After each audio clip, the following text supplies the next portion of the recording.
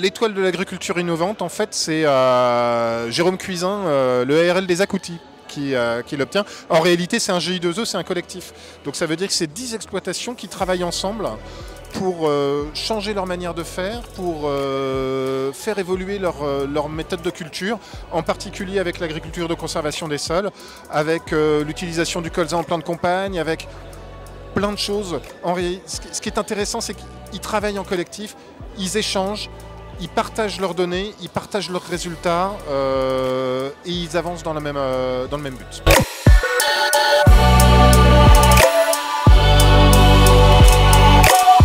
Vous venez de recevoir l'étoile de l'agriculture innovante, si je ne me trompe pas. Oui. Quel est votre sentiment quelques minutes après?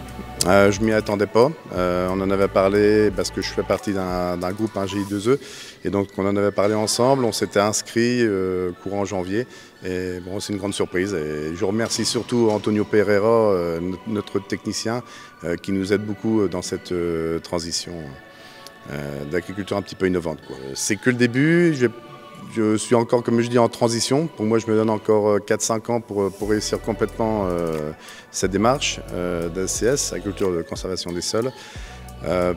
Peut-être réintroduire de l'élevage, c'est une question que je me pose actuellement, pour justement favoriser la fertilité, être en autonomie complète.